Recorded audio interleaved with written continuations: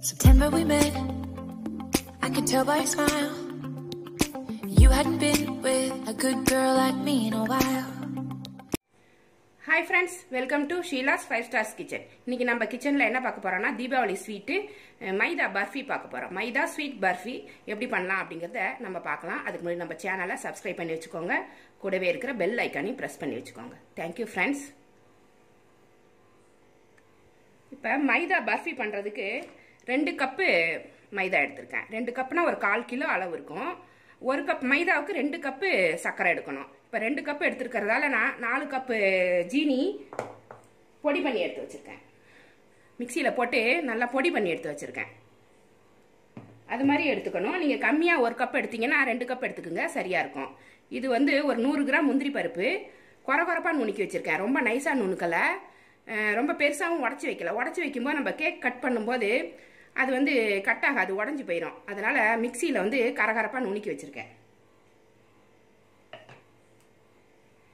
நெய் வந்து தேவையான அளவு வச்சுக்கோங்க. 100லேருந்து 150 கிராம் வரைக்கும் இதுக்கு தேவைப்படும். நம்ம வந்து தீபாவளிக்கு எப்போவுமே நிறையா தான் நெய் வாங்கி வச்சுருக்கோம். அதனால் அதை பற்றி பிரச்சனை இல்லை. நம்ம வந்து 100லேருந்து 150 கிராம் நெய் வந்து நம்ம கையில் வச்சுக்கணும். இது வந்து 2 கலராக செய்ய போகிறதால ஃபஸ்ட்டு லேயர் வந்து ஒயிட்டாக இருக்கும். இன்னும் ஒரு லேயர் வந்து பிஸ்தா கலர் போடலான்ட்டு பிஸ்தா கலர் பவுடரு கொஞ்சமாக தண்ணியில் கரைச்சி வச்சுருக்கேன். இது எவ்வளோ தேவையோ நம்ம பார்த்து போட்டுக்கணும். அந்த கலர் வர்ற வரைக்கும் இதை கொஞ்சம் கொஞ்சமாக ஆட் பண்ணி கிளறி அந்த ஒயிட்டு கேக் மிக்ஸ் கூட இதை மேலே வந்து க்ரீன் கலர் பிஸ்தா கலர் நம்ம போட்டு கட் பண்ண போகிறோம். 2 கப் மைதாவுக்கு 1 கப் பால் பவுடர். இது பால் பவுடர்னா அமுல் பவுடர் வாங்கியிருக்கேன். அதுதான் கொஞ்சம் நல்லாயிருக்கும், பியூராக இருக்குன்றதால அமுல் பால் பவுடர் வாங்கி அதில் 1 கப் எடுத்திருக்கேன். நம்ம 1 கப்புனா அரை கப்பு, 2 கப்புங்கிறத நான் 1 கப்பு, 1க்கு பாதி எடுத்தாக்க நல்லாயிருக்கும். கேக் வந்து ரொம்ப சாஃப்டாக இருக்கும். வாயில் வச்சு சாப்பிடும்போது வாயில் கரையும், நாக்கில் கரைஞ்சி போயிடும், அந்த மாதிரி இருக்கும். அதனால் நான் வந்து 1 கப்பு பால் பவுடர் எடுத்திருக்கேன். இப்போ வாங்க இது எப்படி செய்யலான்னு பார்க்கலாம். ரோஸ் எசன்ஸும் ஒரு பாட்டில் எடுத்து வச்சுருக்கேன். இதுலேருந்து ஒரு 4-5 ட்ராப் போட்டாலே போதும். கேக் வந்து நல்லா வாசமாக இருக்கும், ரோஸ் வாசனை அடிக்கும், நல்லாயிருக்கும் இது. அதனால் அதுவும் எடுத்து வச்சுருக்கேன். ஒரு நான்ஸ்டிக் வானல் வச்சுருக்கேன். அதில் வந்து ஒரு 1/2 டம்ளர் பால் ஊற்றிருக்கேன். பால் வந்து சூடான பால், காய்ச்சி ஆற வச்ச பால் ஊற்றிருக்கேன். அது இப்போ பொங்கிட்டு இருக்கு. இப்போ ஃபஸ்ட்டு வந்து நம்ம சுகர் பவுடரை ஃபஸ்ட்டு சேர்த்துடலாம். இதில் எல்லாத்தையுமே ஒன்றா தான் சேர்க்கணும். இது கொஞ்சமாக கிளறி விட்டுட்டு அடுத்ததான் நம்ம மைதாவை சேர்த்துக்கலாம்.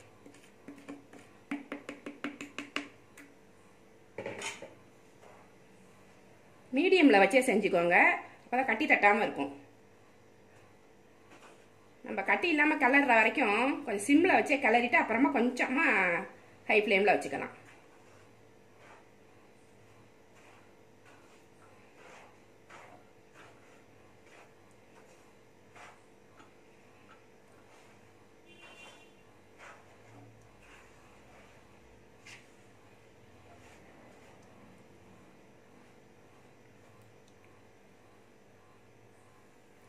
இதை கொஞ்சமாக கிளறி விட்டுட்டு இப்போதைக்கு ஒரு 100 கிராம் நெய் வந்து இதில் ஊற்றிடலாம். ஃபஸ்ட்டு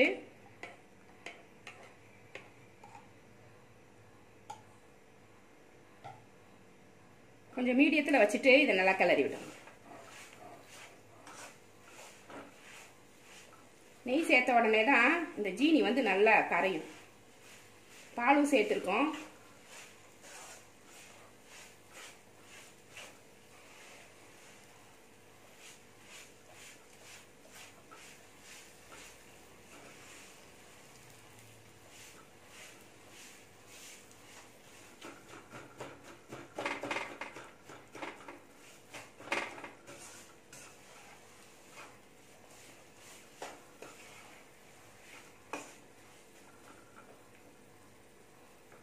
இப்போ இந்த மைதா எடுத்து வச்சிருந்தோம் பார்த்தீங்களா, அதையும் இதில் போட்டுருங்க. 2 கப் மைதாவையுமே போட்டுருங்க. பால் பவுடரையும் போட்டுடலாம். கொஞ்சம் மீடியத்தில் வச்சுட்டு எல்லாத்தையும் ஃபஸ்ட்டு போட்டு கட்டி இல்லாமல் கிளறிக்கணும். இந்த முந்திரி பவுடரையும் போட்டுடலாம்.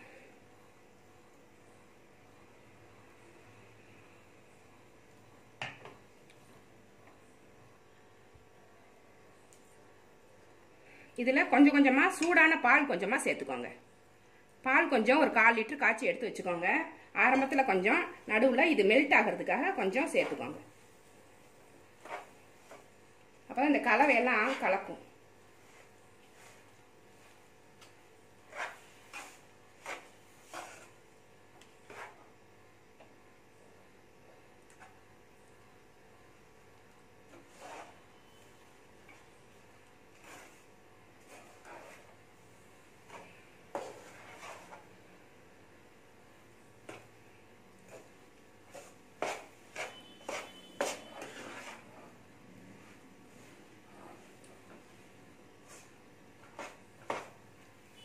கட்டி இல்லாமல் கலந்து வச்சு கொஞ்சம் மெதுவாக தான் கிண்டணும். இதை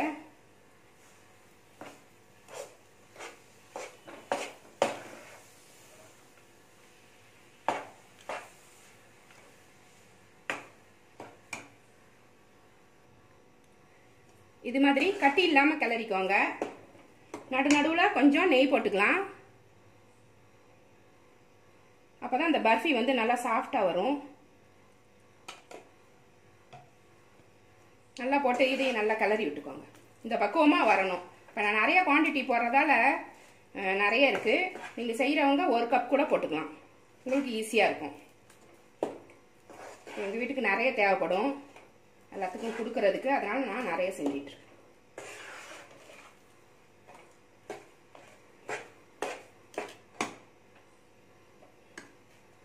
கைவிடாமல் கிளறுங்க, இல்லைன்னா அடி பிடிச்சிரும். அடியில் ஒட்டாமல் பார்த்துக்கணும்.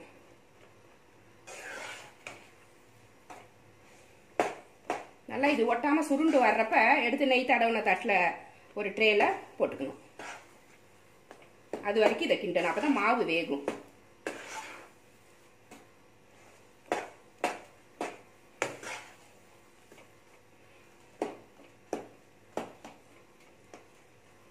பால் காய்ச்சி கொஞ்சம் ரெடியாக வச்சுக்கணும். அப்பப்போ நெய் போடுறதுக்கு முன்னாடியே கொஞ்சம் மாவு கலர்றதுக்கு நல்லா மெல்ட் ஆகணும் அந்த ஜீனி.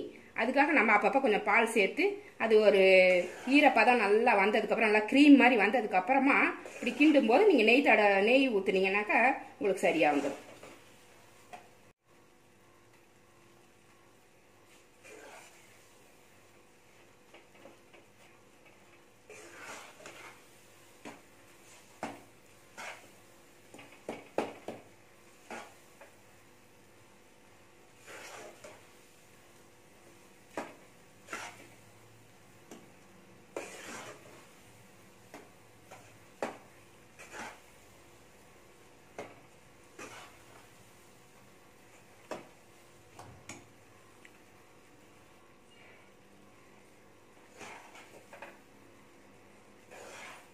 இந்த மாதிரி சுருண்டு வரும்போது நம்ம இறக்கிடலாம்.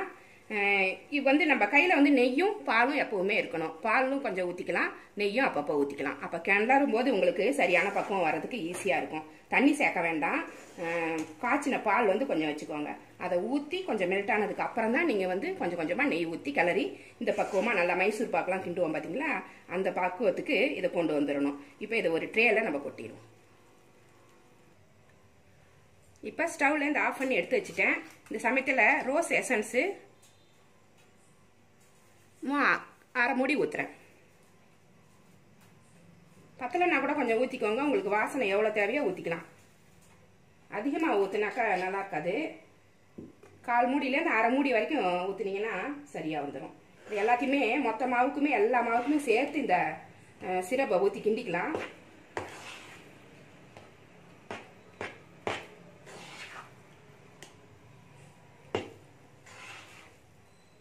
நல்லா ரோஸ் எசன்ஸ் வாசனை சூப்பராக இருக்குது. கேக் சாப்பிடும்போது நம்மளுக்கு டெம்டிங்காக இருக்கும், சாப்பிடலாம் போல.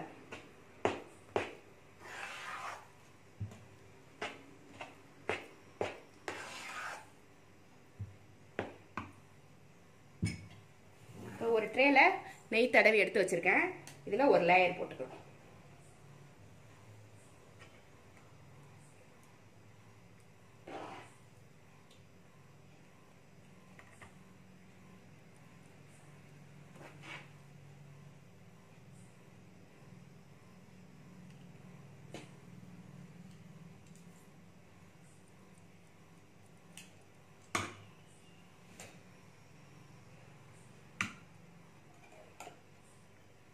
நெய் லேசாக போட்டுக்கோங்க. அப்போ தான் இதை தடவுறதுக்கு வசதியாக வரும், இல்லைன்னா ஒட்டும்.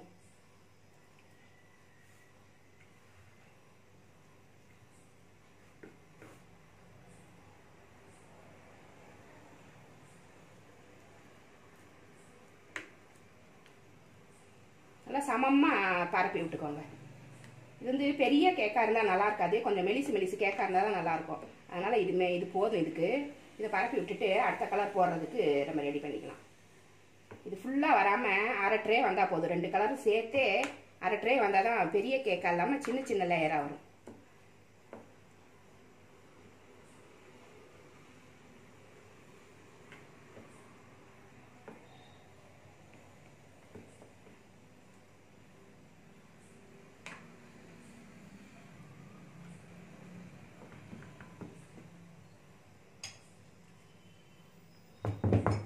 இப்போ அடுத்த கலர் போடலாம்.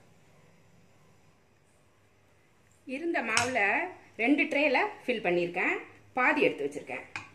ஏற்கனவே இந்த பாதியில் 2ஆக பிரிச்சுட்டு பாதி அதில் ஃபில் பண்ணிவிட்டு பாதி இங்கே இருக்குது. இதில் க்ரீன் கலர் போடலாம். லைட்டாக போட்டுட்டு பாருங்கள், அப்போ தான் அந்த பிஸ்தா கலர் வருதான்னு பார்க்கணும்.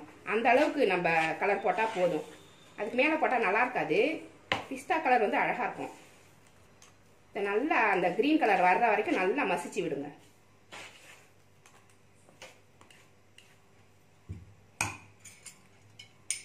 கொஞ்சம் கொஞ்சமாக கலந்து பார்க்கணும். எடுத்த உடனே அதிகமாக போட்டுறாதீங்க, ட்ராப்பாக போட்டுக்கணும்.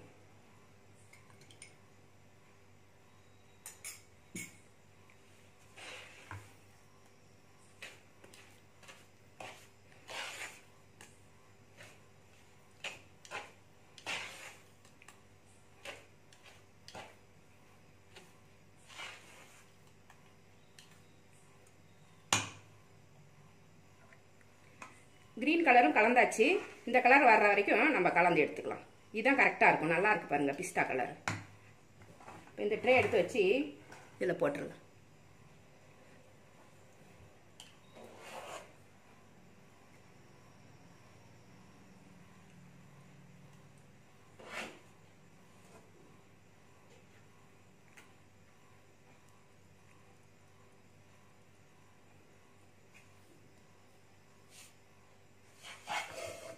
இது அந்த ட்ரே போட்டு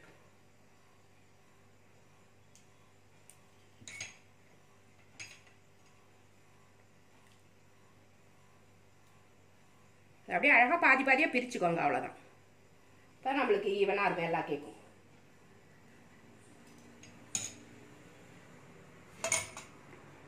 இது அழகாக எல்லா இடமே பரப்பி விட்டுருங்க.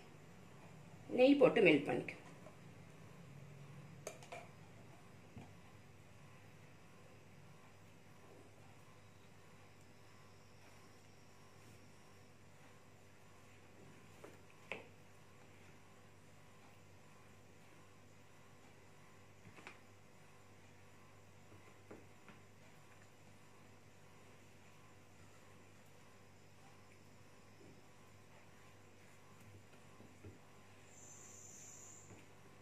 ஈவனாக வச்சுக்கணும். கொஞ்சம் பொறுமையாக தான் வைக்கணும்.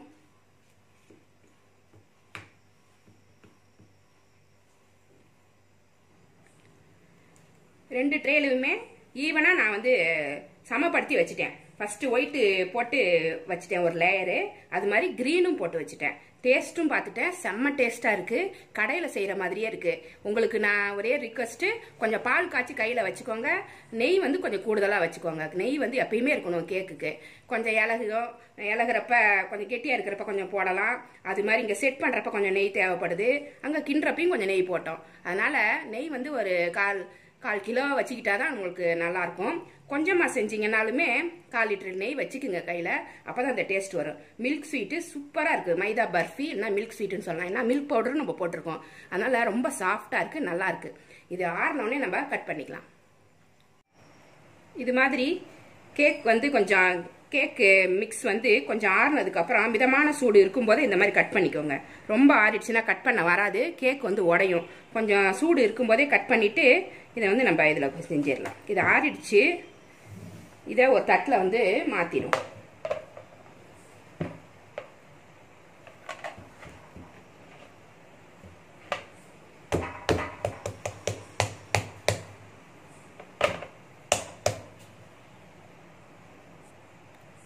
இப்போ 2 ட்ரேயுமே இந்த தட்டில் கொட்டியாச்சு. சுற்றிலுமே ஒரு நைஃப் வச்சு சுற்றி எடுத்துட்டு அதுக்கப்புறமா கவுத்து போட்டிங்கன்னா ஈஸியாக வந்துடும். இதை வந்து கரெக்டாக கட் பண்ணி எடுத்துக்கலாம். நான் ஏற்கனவே கட் பண்ணியிருக்கோம். அதை அழகாக லேயர் லேயராக எடுக்க வேண்டியதுதான்.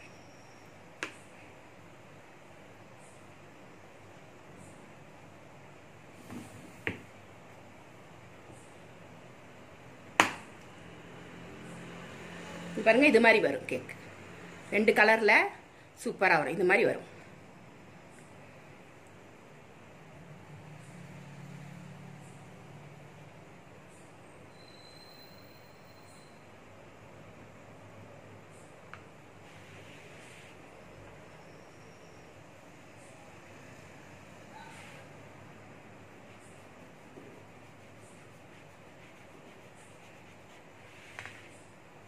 ஸ்வீட்ஸ் எல்லாம் கொஞ்சம் பொறுமையாக செஞ்சால் தான் அழகாக வரும்.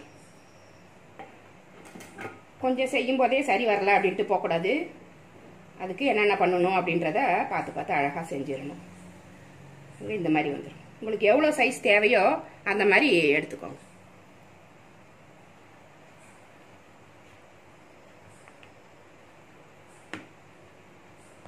இப்போ மைதா பர்ஃபி சூப்பராக ரெடி ஆயிடுச்சு. அதுவும் 2 கலரில், மேலே வந்து பிஸ்தா கலர், கீழே வந்து ஒயிட் கலர். இப்போ டபுள் கலர் மைதா பர்ஃபி நம்மளுக்கு சூப்பராக வீட்லேயே ரெடி ஆயிடுச்சு. இது மாதிரி நீங்களும் உங்கள் வீட்டில் செஞ்சு பாருங்கள். இது டேஸ்ட் வந்து ரொம்ப சூப்பராக இருக்கும். இந்த பர்ஃபி ரெசிபி வந்து உங்களுக்கு பிடிச்சிருந்தா நம்ம சேனலை சப்ஸ்கிரைப் பண்ணி வச்சுக்கோங்க. கூடவே இருக்கிற பெல் ஐக்கானையும் ப்ரெஸ் பண்ணி வச்சுக்கோங்க. இவ்வளோ நேரம் என்னோட வீடியோவை பார்த்தா எல்லாருக்குமே நன்றி. Thank you friends. ஹாப்பி தீபாவளி.